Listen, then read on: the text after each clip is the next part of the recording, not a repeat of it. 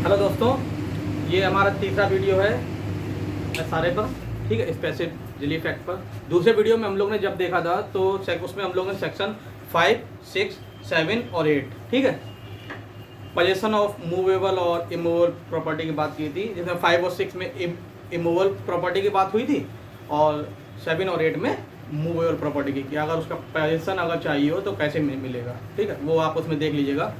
Section 6 में जो 6 month वाली बात थी वो याद रखने वाली चीज़ थी उसमें। तो आज हम लोग पढ़ने वाले हैं चैप्टर सेकंड, जिसमें specific performance of contract very important है दोनों पॉइंट ऑफ व्यू से, चाहे एग्जामिनेशन के पॉइंट ऑफ व्यू से, चाहे प्री हो या मेंस हो। ठीक है, दोनों के पॉइंट ऑफ व्यू से ये टॉपिक इम्पॉर्टेंट है। अब क्या है इसमें, वैसे तो काफ़ी लंबा है ये, आज हम देखेंगे जितने सेक्शन हो जाते हैं उतने हम लोग कर लेंगे। चलिए सेक्शन 9 से फिर स्टार्ट करते हैं। सेक्शन 9 में क्या है, defences respecting suits for relief based on contract. ठीक है, इसमें कुछ नहीं है, देखने वाली चीज़ इसमें इतना है कि ये सेक्शन 9 जो है, पहले इसको समझ लेते हैं। ये एक राइट देता है किसको, डिफेंडेंट को। सेक्शन 9 एक डिफेंडेंट को राइट देता है। क्या राइट देता है कि अगर तुम्हारे पास कोई भी तुम्हारे ऊपर अगर स्पेसिफिक परफॉर्मेंस ऑफ कॉन्ट्रैक्ट का केस करता है तो डिफेंडेंट के पास सबसे पहले सेक्शन 9 में एक राइट दिया हुआ है कि अगर उसके पास कोई रिलीफ है तो वो उसको एज ए डिफेंस इस्तेमाल कर सकता है। ठीक, फिर से इस बात को समझिएगा। सेक्शन 9 एसआरए का डिफेंडेंट को एक राइट देता है कि अगर उसके पास कोई भी रिलीफ है तो वो उसको एज ए डिफेंस इस्तेमाल करे। कहाँ पर वो रिलीफ दी होनी चाहिए, लॉ ऑफ कॉन्ट्रैक्ट। ठीक है, लॉ ऑफ कॉन्ट्रैक्ट। अगर लॉ ऑफ कॉन्ट्रैक्ट में उसे कोई भी रिलीफ दी हुई है तो फिर वो उसे एज ए डिफेंस इस्तेमाल कर सकता है, ये सेक्शन 9 बोलता है। एक बार आप रीड मार के देखिए, यही है कि कुछ और है। Except as otherwise provided herein where any relief is claimed under this chapter in respect of a contract. ठीक है, द पर्सन अगेंस्ट होम का मतलब हो गया, अगेंस्ट होम पे आप अंडरलाइन कर लीजिए। अगेंस्ट होम का मतलब डिफेंडेंट की बात कर रहे हैं। द रिलीफ इज क्लेम्ड में plead by way of defence any ground which is available to him under any law relating to contract. ठीक है, और तो कुछ था नहीं सेक्शन 9 में, आसानी था, एक ही बार में समझ में आ गया होगा। अच्छा, तो सेक्शन 10 पे हम लोग चलते हैं। सेक्शन 10 2018 में सब्स्टिट्यूट हो गया था। पहले तो ये लंबा चौड़ा था, लेकिन अब तो ये 2 लाइन का कर दिया गया है। तो इसमें क्या है, specific performance in respect of contract, section 10। चलिए इसको भी देख लेते हैं क्या है। स्पेसिफिक परफॉर्मेंस इन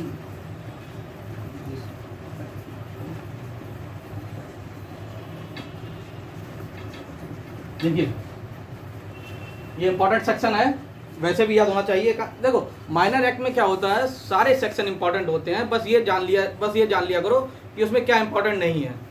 अब इसमें 42 सेक्शंस हैं तो 10-12 इंपॉर्टेंट नहीं है, बाकी सारे इंपॉर्टेंट है। ठीक है, याद भी होने चाहिए। अब याद करने का तरीका क्या है, ऐसा नहीं बिल्कुल लैंग्वेज याद हो। अब जैसे सेक्शन 9 में ही हम लोग ने देख लिया कि क्या हो, डिफेंडेंट का राइट है, उसके पास अगर कोई भी रिलीफ है तो वो उसको एज ए डिफेंस इस्तेमाल करेगा। कहाँ रिलीफ देनी होनी चाहिए, लॉ ऑफ कॉन्ट्रैक्ट में। ठीक है, तो बस याद हो गया, और क्या चाहिए। अब specific performance in respect of contract, पहली बात ये 2018 में सब्स्टिट्यूट हो गया है। अगर आपके पास पुराना बेयर एक्ट है तो उसमें कुछ और दिया होगा। ठीक है, पहले अलग था, अब ये 2018 के बाद ये चेंज हो गया है पूरा ही सेक्शन। इसमें क्या हुआ है, इसमें आपको ध्यान रखना है कि द कोर्ट सेल, इस चीज पे आप ध्यान देना। पहले क्या था, सब्स्टिट्यूट होने से पहले ये on the description of the court था कि स्पेसिफिक परफॉर्मेंस ऑफ कॉन्ट्रैक्ट होगा कि नहीं होगा, लेकिन 2018 के बाद से कोर्ट बाउंड हो गई है क्योंकि अब सेल इस्तेमाल हो गया है। ठीक है, ये भी एक क्वेश्चन आ सकता है प्री में अपने। तो इसमें क्या है, द कोर्ट सेल में देखिए इसको और सिंपल कर देते हैं, एक्सेप्ट सेक्शन 11 क्लॉज 2, 14 एंड 16, 1 2 3।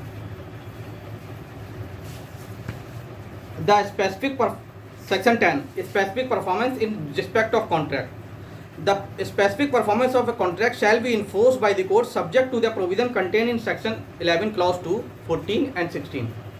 देखिए जनरल रूल अभी एक क्या बना दिया गया, पहले डिस्कशन ऑफ द कोर्ट था, अब आप उसको भूल जाइए। अब क्या है, कोर्ट बाउंड है क्योंकि सेल लगा हुआ है, वो सारे कॉन्ट्रैक्ट को स्पेसिफिक परफॉर्म करवाएगी, ठीक है। लेकिन बस इन तीन चीज को ध्यान में रखते हुए 11 क्लॉज 2, 14 और 16, ठीक है, इन तीन केस को छोड़ के सारे कॉन्ट्रैक्ट को कोर्ट को परफॉर्म करवाना पड़ेगा, अगर वो परफॉर्म हो सकते हैं तो, ठीक। पहले कोर्ट के जब on the discussion of the court था तब कोर्ट को बहुत सारी चीज़ें देखनी पड़ती थी कि उसको परफॉर्म कराना जरूरी है क्या, अगर वो मूवेबल प्रॉपर्टी है कि इमूवेबल प्रॉपर्टी है। अब ऐसा कुछ नहीं रहा, 2 लाइन में कर दिया गया है, the specific performance of contract shall be enforced by the court subject to the provisions contain in 11 clause 2, 14 and 16, ठीक है। इतना समझ में आ गया होगा आपको, मतलब इन ये भी आपको याद रखने पड़ेंगे, ये तीनों सेक्शन, ये भी एक प्री का, इसमें प्री के 2 क्वेश्चन बनते हैं। पहला क्या, specific performance of contract, specific performance of contract ये क्या है, on discretion of the court है, डिस्क्रिशन ऑफ कोर्ट, या कोर्ट बाउंड है। तो कोर्ट बाउंड है, पहले डिस्कशन था 2018 से पहले, लेकिन अब कोर्ट बाउंड है क्योंकि सेल का इस्तेमाल हुआ है। कहाँ पे, यहाँ पर, ठीक। और अपने बैरक में भी जहाँ पे सेल का इस्तेमाल हुआ है, specific performance of contract sale, तो सेल पे आप अंडरलाइन कर लें, ठीक है। चलिए, और ये दोनों ये तीनों सेक्शन 11 क्लॉज 2, 14 और 16, इसमें से भी एक प्री का क्वेश्चन बनता है। मान लीजिए इसमें से एक और कुछ दे देंगे, 15 और दे देंगे, इसमें से किसमें जो है इन्फोर्स करवा सकते हैं, तो 15 में करवा सकते हैं, इन तीनों में नहीं करा सकते, ठीक है। चलिए, यहाँ तक तो समझ में आ गया होगा। 11 देखते हैं, सेक्शन 11 इसी की बात करता है, बस ये है कि उसमें ट्रस्ट आ जाता है। क्या है, trust. Specific performance of contract in relation to trust. अगर ट्रस्ट होता है तो क्या होगा, इन्फोर्स होगा, और क्या होगा। अगर ट्रस्ट की पार्टी है तो 11 का क्लॉज 1 ये बोलता है इन्फोर्सिएबल, क्लॉज 2 जो कि यहाँ पर दिया हुआ था, क्लॉज 2 क्या बोलता था कि 11(2) इन्फोर्स नहीं होगा। क्यों नहीं होगा, क्योंकि 11(2) में दिया हुआ है अगर trustee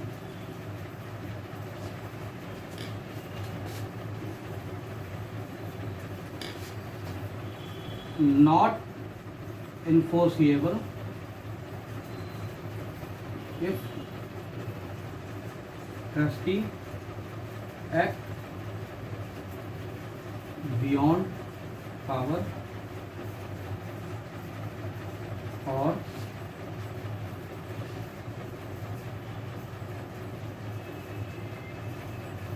in breach of trust।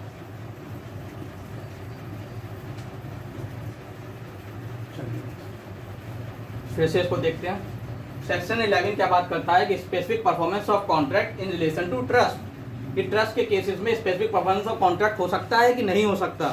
तो इसमें 2 बातें हैं। 11 क्लॉज 1 ये बोलता है कि जैसे बाकी सब कॉन्ट्रैक्ट इन्फोर्सेबल होंगे, ऐसे ट्रस्ट के केस भी सारे इन्फोर्सेबल होंगे, ठीक है। 11 क्लॉज 2 क्या बोलता है कि अगर ट्रस्टी ने बियॉन्ड पावर, मतलब अपनी पावर से हटके काम किया, या इन ब्रीच ऑफ ट्रस्ट, ट्रस्ट एक एक्ट है, अगर ब्रीच ऑफ ट्रस्ट में उसने काम किया है, ठीक है, या जो ट्रस्ट के जो रूल्स थे उसके अगेंस्ट में काम किया है, तो फिर वो इन्फोर्सेबल नहीं होगा। और 11 क्लॉज 2 यहाँ पर भी दिया हुआ है, इसलिए भी हमें याद रखना है, ठीक है। तो ये नॉट इन्फोर्सेबल रहेगा। रीड मान लेना, एक ही बार में समझ में आ जाएगा, उसमें कुछ नहीं है, आराम से समझ में आएगा। चलिए अब 12 की ओर आते हैं। 12 भी बस देखने में ही बड़ा है, उसमें भी कुछ नहीं है। पहले इसको मिटा देते हैं। 12 को देख के घबराना नहीं है, उसमें है कुछ भी नहीं, बस देखने में ही बड़ा है वो, ठीक है। चलिए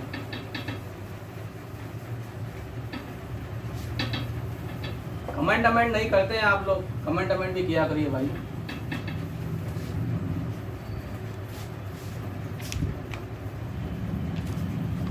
चलिए तो सेक्शन 12 से स्टार्ट करते हैं।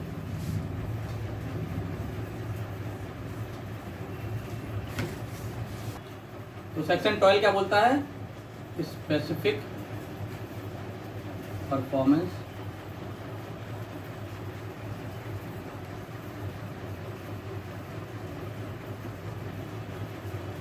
Part of contract. चलिए ये देखने में ही बड़ा है, घबराने की कोई बात नहीं है, ठीक है। Specific performance of part of contract. देखिए 12 का क्लाउज 1 जनरल रूल बताता है। जनरल रूल क्या है?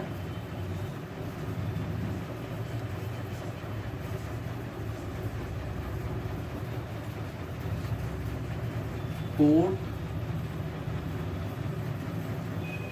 Not allowed specific performance of part of contract.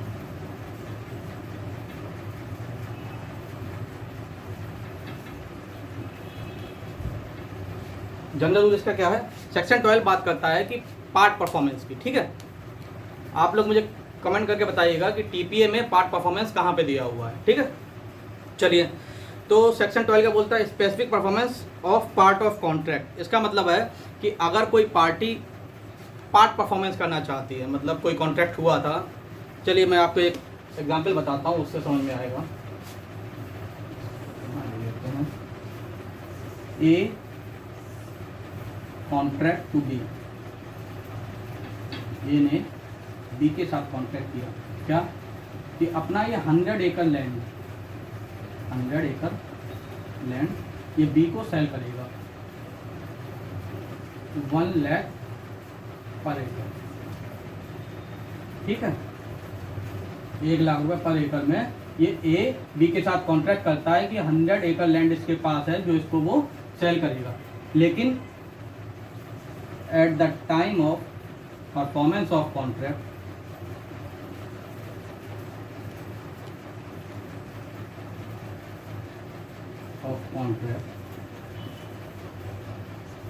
जब परफॉर्मेंस करने का टाइम आया तब क्या हुआ? तब ए के पास ए हैज ओनली 50 एकड़ लैंड। देखिए फिर से देखिए, ए ने बी के साथ कॉन्ट्रैक्ट किया कि उसके पास 100 एकड़ लैंड है, वो उसे सेल करना चाहता है। दोनों एग्री हो गए 1 लाख रुपए पर एकड़ से, तो 1 करोड़ की होगी प्रॉपर्टी। लेकिन at the time of performance of contract, जिस दिन परफॉर्मेंस ऑफ कॉन्ट्रैक्ट का टाइम आया उस दिन पता चला ए के पास सिर्फ 50 एकड़ लैंड है। तो अब क्या हुआ? तो क्या कोर्ट ए को बी को कंपेल, क्या एक केस कर सकता है बी के ऊपर कि नहीं तुम 50 एकड़ ही ले लो, पार्ट परफॉर्मेंस कर लो, पार्ट ऑफ कॉन्ट्रैक्ट है इसको परफॉर्म कर लो? क्या एक केस कर सकता है? अगर एक केस कर सकता है तो क्या कोर्ट बी को कंपेल कर सकती है कि तुम 50 एकड़ लैंड ही खरीद लो? नहीं। यही तो ये बोल रहा है जनरल रूल। जनरल रूल क्या कहता है? Court not allowed specific performance of part of contract, ठीक है। इतनी बात समझ में आई? चलिए लेकिन इसी के साथ इसमें एक्सेप्शन दिए हुए हैं, इसी के साथ इसमें एक्सेप्शन दिए हुए हैं। अब आप क्लाउज 1 पहले पढ़ के देखिए। Except as otherwise herein provided in this section, मतलब जो नीचे सब सेक्शंस में दिया हुआ है उनको छोड़कर the court shall not direct the specific performance of A part of a contract, ठीक है। यही बात है, court not allowed specific performance of part of contract. क्यों? ये आपने एक इलस्ट्रेशन से देख लिया। ये इलस्ट्रेशन ध्यान रखिएगा, अभी आगे भी काम आएगा, ठीक है। अभी ये आगे भी काम आएगा आपको। इतनी बात समझ में आई? क्यों नहीं कर सकता? क्योंकि यार एक तो तुम 50 एकड़ लैंड बेच रहे हो, बी को कोर्ट कैसे कंपल कर सकती है तुम 50 एकड़ ही ले लो? अगर कॉन्ट्रैक्ट हुआ है तो 100 एकड़ का हुआ है, ठीक है। पहली बात तो ये केस ही नहीं कर सकता क्योंकि 12 क्लॉज 1 उसे रोकता है। अब एक्सेप्शंस क्या है? मतलब कहाँ पे पार्ट परफॉर्मेंस अलाउड है, कहाँ पे अलाउड है? 12 का क्लॉज 2। 12 का क्लॉज 2 क्या कहता है कि अगर, इसी प्रॉब्लम में आते हैं हम लोग फिर से, क्या हुआ, वही प्रॉब्लम है, लेकिन at the time of performance of contract A को पता चलता है कि उसके पास 98 एकड़ लैंड है। ठीक है, अब इस केस में क्या हुआ, 98 तो बस थोड़ा ही इससे कम है ना, लगभग 98% तो उसके पास है ही। तो इस केस में क्या होगा, इस केस में 12 का 2 ये बोलता है कि कोर्ट कंपेल कर सकता है, कोर्ट अलाउड कर सकता है। ठीक है, अगर एनी पार्टी, इसमें कोई भी केस कर सकता है, एनी पार्टी केस कर सकती है, और इसमें कोर्ट अगर एक केस करता है तो कोर्ट बी से कह सकता है नहीं तुम इसको 98 एकड़ ले लो और 2 एकड़ के जो पैसे हैं वो तुम्हें कंपनसेट हो जाएंगे। ठीक है, कंपनसेट हो जाएंगे। एक बार रीड मान लो, समझ में आ जाएगा अब इस प्रॉब्लम के साथ। चलिए 12 clause 2, where a party to a contract is unable to perform the whole of his part of it. ठीक है, ये unable to perform the whole, but the part which must be left unperform bears only a small portion of the whole. ये 2 एकड़ तो small portion हो गया ना। चलिए, small portion to the whole in value and admit of compensation in money, और वो compensation भी देने के लिए तैयार है, जो 2 एकड़ रह गया है उसका। ठीक है, द कोर्ट में at the suit of other party, ये अदर पार्टी पे आप टिक मार मतलब लाइन कर लीजिए, direct the specific performance of so much of the contract as can be perform and award compensation in money for the deficiency. जितनी deficiency है, मतलब 2 एकड़ की है तो उसे 2 लाख रुपए वापस हो जाएंगे, 98 लाख में वो 98 एकड़ खरीदना पड़ेगा उसे। ठीक है, एक और है 12 क्लॉज 3। 12 क्लॉज 3 में क्या है, ये भी आसानी है। इसमें क्या हुआ, इसमें 2 बातें हैं। पहली,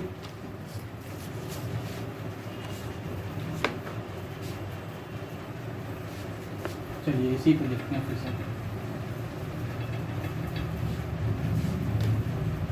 12 क्लॉज 3 में 2 बातें हैं। अगर मान लीजिए 50 एकड़ ही इसके पास रह जाता है, ये है ओनली 50 एकड़ लैंड। ठीक, अब 50 एकड़ लैंड में क्या हुआ, ये तो केस कर नहीं सकता, हम लोग 12 क्लॉज 1 में देख चुके हैं। ठीक है, लेकिन अगर बी लेना चाहे, अगर कॉन्ट्रैक्ट परफॉर्म कराना चाहे तो बी केस कर सकता है। ये काम बोलता है 12 क्लॉज 3 का ए। ठीक है, ये बोलता है कि अगर बी 50 एकड़ लेना चाहे, इतना अगर वो करवाना चाहे तो वो 50 एकड़ ले सकता है और बाकी का कंपनसेशन ले ले। ठीक, बाकी का कंपनसेशन ले ले। कैसे, और दूसरी बात बी में क्या कहा गया है कि अगर कंपनसेशन इन मनी नहीं हो सकता है, अगर कोई ऐसी चीज है कंपनसेशन इन मनी नहीं हो सकता।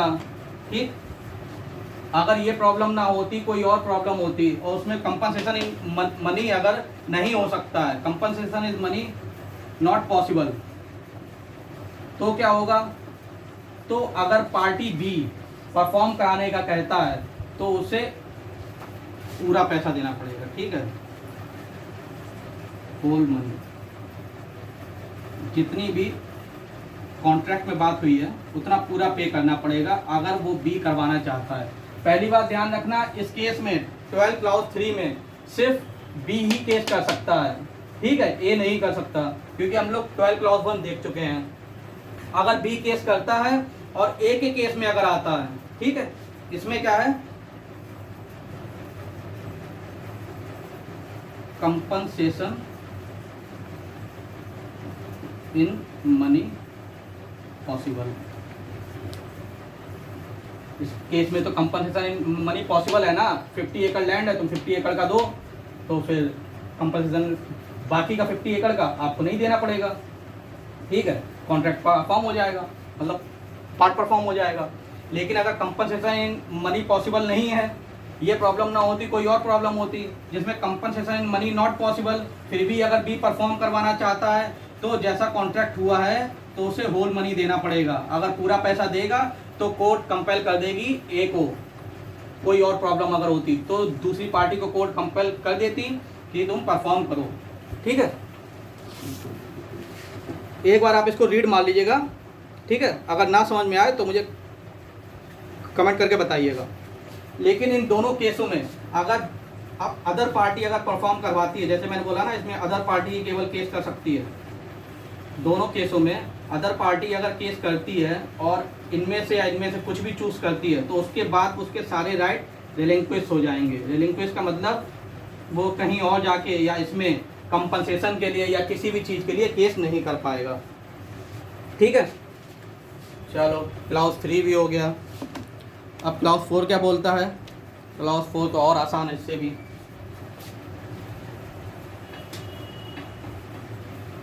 कोई दिक्कत हो तो आप लोग कमेंट करके बताइएगा, ठीक है। क्लाउज 4 क्या बोलता है? 12 का क्लाउज 4 क्या कहता है? इसके लिए एक प्रॉब्लम आप समझिए। फॉर एग्जाम्पल ए ने बी के साथ कॉन्ट्रैक्ट किया कि उसके पास 50 एकड़ लैंड कानपुर में है और 50 एकड़ लखनऊ में है, ठीक है। अब इन दोनों केसेस में कॉन्ट्रैक्ट एक ही हुआ, सिंगल कॉन्ट्रैक्ट उन्होंने किया था, ठीक है, कि ए बी को 50 एकड़ लैंड कानपुर में देगा, 50 एकड़ लैंड लखनऊ में देगा, ठीक है। अब क्या हुआ? Eight the time of performance of contract उसे पता चला कि केवल कानपुर वाली प्रॉपर्टी ही उसके पास है, ये वाली प्रॉपर्टी उसके पास नहीं आ पाई। तो क्या होगा? ये दोनों सेपरेबल हो सकते हैं ना, दो अलग अलग कॉन्ट्रैक्ट हैं लेकिन एक ही सिंगल डॉक्यूमेंट में हुए हैं, लेकिन सेपरेट हो सकते हैं। कॉन्ट्रैक्ट विच आर सेपरेबल, जो सेपरेट हो सकते हैं उसमें कोर्ट क्या करेगी? जो परफॉर्म हो सकता है उसको अलाउड कर देगी, और जो परफॉर्म नहीं हो सकता है, परफॉर्म नॉट पॉसिबल, जो नहीं हो सकते हैं उसको कोर्ट मना कर देगी। ठीक है, सिंपल सा है, रीड मारिएगा एक ही बार में समझ में आ जाएगा, कोई दिक्कत नहीं है। इसका एक्सप्लेनेशन क्या बोलता है? For the purpose of this section a party to a contract shall be deemed to be unable to perform the whole of his part of it if a portion of its subject matter existing the date of the contract has ceased to exist at the time of its performance। Explanation ये बोलता है कि अगर frustration of contract हो गया, ठीक है, frustration of contract तो आप लोग जानते ही होंगे कि जिस चीज़ पे बात हो रही थी वही चीज़ फ्रस्ट्रेट हो गई, खत्म हो गई, ठीक है, एग्जिस्टेंस में ही नहीं रही, तो उस केस में ये परफॉर्म नहीं हो पाएगा। चलिए आज यहीं तक रखते हैं, कल फिर हम लोग आगे इसमें स्टार्ट करेंगे, ठीक है, थैंक यू।